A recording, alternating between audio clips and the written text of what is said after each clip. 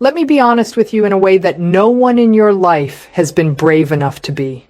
That person you loved, that person you gave everything to, that person you rearranged your entire existence around, they never loved you. They used you. And somewhere deep inside your body, beneath the excuses you have made for them, beneath the memories you have romanticized, beneath the hope you are still quietly carrying that maybe they will come back and be different this time, you already know this. You have known it for longer than you are willing to admit. You felt it every time their warmth disappeared without warning. You felt it every time you were punished for having a need. You felt it in the hollow silence after you poured your heart out and received nothing but a blank stare or a subject change or an accusation flipped back in your direction.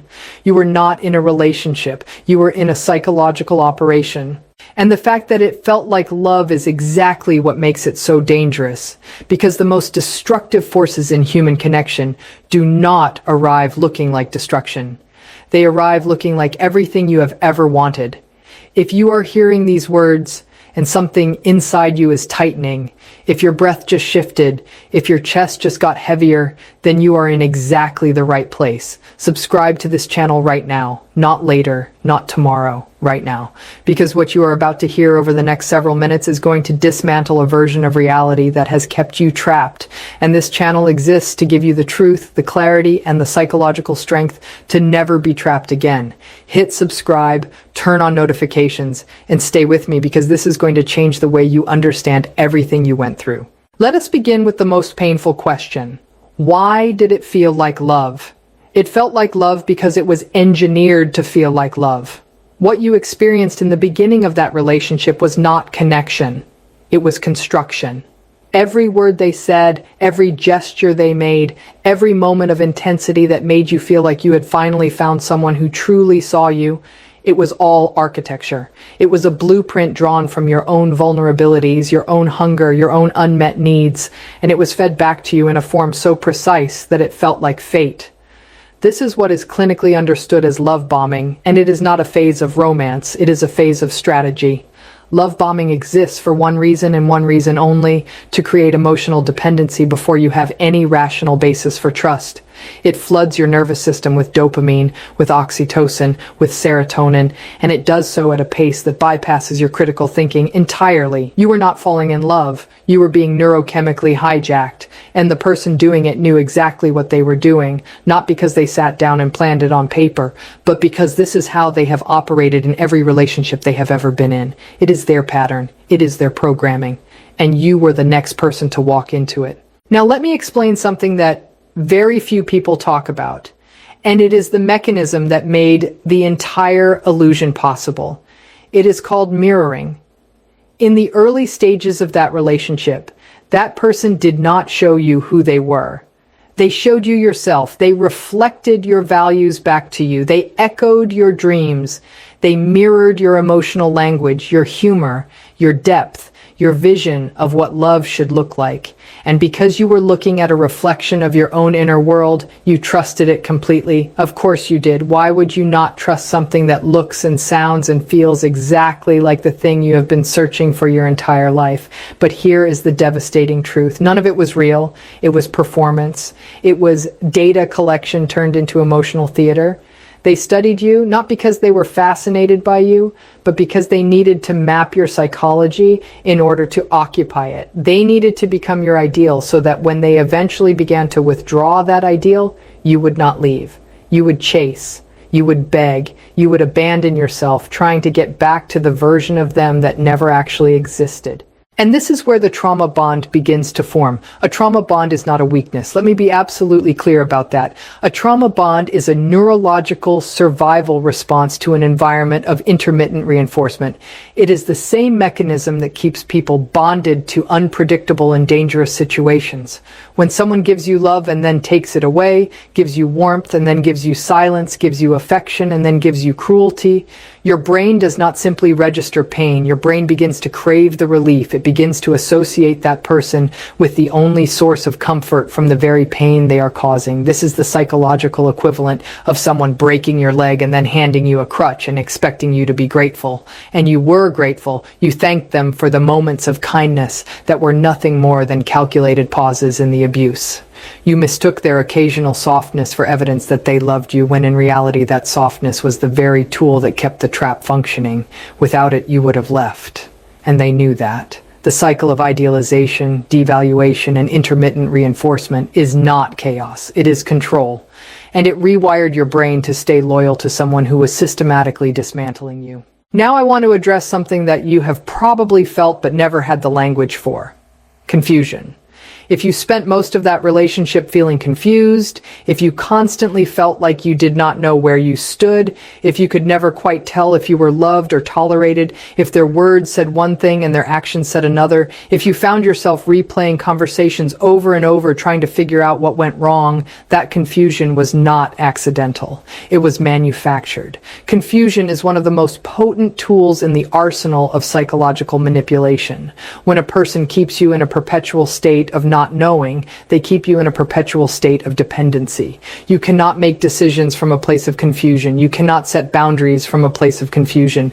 You cannot leave from a place of confusion. And that is precisely the point. The confusion was never a byproduct of the relationship. It was the strategy. Every contradiction, every mixed signal, every moment where you were made to question your own memory or your own perception, that was not a communication problem. That was psychological engineering. And the fact that you kept trying to make sense of it, the fact that you kept believing that if you just loved them harder or understood them better, it would all become clear, that is not a sign that something was wrong with you. That is a sign that the manipulation was working exactly as intended. Let me now draw a line that most people are never taught to draw, and it is the line between real love and conditional attachment. Real love does not require you to abandon yourself in order to keep it. Real love does not punish you for having emotions. Real love does not keep a scorecard. Real love does not disappear when you express a need. Real love does not make you feel like you are walking on a floor that could collapse at any moment. What you had was not love. What you had was conditional attachment. You were kept close when you served a function.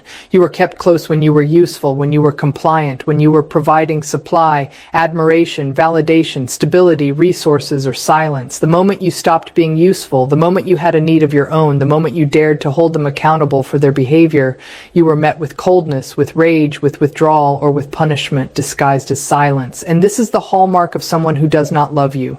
They manage you. They do not see you as a person. They see you as a position to be filled. And when you no longer fill it to their satisfaction, they either discard you, or they replace you, or they devalue you until you are so broken that you cannot imagine being without them. That is not love. That is ownership. Now let us talk about why you were chosen, because this is something that most people get completely wrong. You were not chosen because you were weak. You were chosen because you were strong. You were chosen because you are someone who loves deeply, who forgives generously, who sees potential in people, who believes in second chances, who leads with empathy, who takes responsibility even when it is not yours to carry. These are not flaws. These are extraordinary human qualities. But to a person who operates through manipulation, these qualities are not admired. They are identified. They are targeted. Your empathy was not honored. It was cataloged as a vulnerability. Your willingness to understand was not appreciated. It was exploited as a mechanism to avoid accountability. Every time you said, "I understand where you are coming from," every time you made excuses for behavior that should have been inexcusable, every time you swallowed your own pain in order to tend to theirs, you were not being a good partner. You were being a supply source. And the deepest tragedy of this dynamic is that the very thing that makes you beautiful as a human being, your capacity for compassion, was the very thing that was weaponized against you. If what I am saying right now is resonating with you on a level you were not expecting, if you can feel something inside you starting to shift, if you are beginning to see the truth of what you lived through with new and sharper eyes, then I need you to do something for me, and more importantly for yourself. Subscribe to this channel. This is not entertainment. This is not background noise. This is the psychological education you were never given, and it is the difference between repeating the cycle and breaking it for good. Subscribe right now if you are ready to stop being manipulated, if you are ready to reclaim your mind, your clarity, and your power. Hit that button, because what comes next is where your healing begins. Let me now walk you through what is perhaps the most psychologically devastating phase of the entire dynamic, the discard. The discard does not happen the way you think it does. It does not always come as a dramatic exit or a final conversation. Sometimes the discard is slow. Sometimes it is a gradual withdrawal of attention, of affection, of presence. Sometimes you are discarded while they are still sitting next to you. Sometimes you are discarded in the middle of a sentence. The discard happens when you are no longer useful in the way they need, or when a new source of supply has been secured, or when the effort of maintaining the mask around you has become too exhausting. And here's what makes the discard so uniquely painful. It is not just the loss of the person. It is the loss of the version of yourself that you became inside that relationship. You lost your confidence. You lost your sense of direction. You lost your ability to trust your own judgment. And when they walked away, or when they slowly faded, or when they replaced you without a single backward glance, they did not just leave a void in your life. They left a void in your identity. And that void is not evidence of how much you love them. That void is evidence of how much of yourself you surrendered in order to keep them. And this brings us to the question that haunts almost every survivor of this kind of dynamic. Why can I not get closure? Why will they not just explain what happened? Why will they not just tell me the truth? Let me give you the answer, and I need you to hear it completely. Closure will never come from someone who used you, because closure requires honesty, and honesty requires a level of self-awareness that this person does not possess or does not care to access. You are waiting for a conversation that will never happen. You are waiting for an apology that will never come. You are waiting for them to suddenly see what they did and feel remorse. And that moment does not exist in their future. It does not exist because they do not experience the relationship the way you did. To you, it was your entire world. To them, it was a transaction. And you cannot get emotional closure from someone who was never emotionally invested. The closure you are seeking does not live in their words. It lives in your decision to stop asking why and to start asking what now. The moment you stop looking backward for an explanation that will never come and start looking forward toward the life you deserve, that is when the healing begins. That is where the closure lives. Inside you, not inside them, never inside them. Now I want to shift the direction of everything I have been saying, because you have sat in the pain long enough. You have analyzed the damage long enough. You have replayed the memories long enough. It is time to talk about what comes next, and what comes next is the reclamation of everything they tried to take from you. The first thing you must reclaim is your identity, not the identity you built around them, not the identity you constructed to keep the peace, not the version of yourself that was small enough and quiet enough and accommodating enough to be tolerated. Your real identity, the one that existed before they arrived, the one that had opinions and boundaries and standards and a laugh that did not need permission. That person is not gone. That person was buried, not destroyed. And the excavation of that person is not optional. It is the most important work you will ever do. You start by paying attention to who you are when no one is watching. You start by making decisions based on what you want instead of what someone else might approve of. You start by sitting in silence and relearning the sound of your own voice without their commentary running underneath it. The second thing you must reclaim is your ability to trust yourself. This is critical because one of the most devastating consequences of prolonged psychological manipulation is the destruction of self-trust. You were told so many times that your perception was wrong, that your feelings were too much, that your memory was inaccurate, that you began to believe it. You stopped trusting your instincts. You stopped trusting your gut. You stopped trusting the voice inside you that said something is not right here. And now, on the other side of that relationship, you feel paralyzed. You second-guess everything. You do not trust your ability to judge people. You do not trust your ability to make decisions. But let me tell you something that is going to restructure the way you see yourself. Your instincts were never broken. Your instincts were overridden. There is a profound difference. Every time you felt that something was wrong, you were right. Every time your gut told you that their behavior did not match their words, you were right. Every time your body tensed or your stomach dropped or your chest tightened in their presence, that was your nervous system telling you the truth that your mind was not yet ready to accept. You were not wrong. You were gaslit into believing you were wrong. And rebuilding self-trust begins with acknowledging that your instincts were accurate the entire time. You just were not allowed to listen to them. Now let me talk about recognition, because healing is not just about recovering from what happened. It is about making sure it never happens again. You must learn to recognize the patterns early. Love bombing is not romance. It is speed. It is intensity without foundation. It is someone who wants to be your everything before they have earned the right to be your anything. Mirroring is not compatibility. It is performance.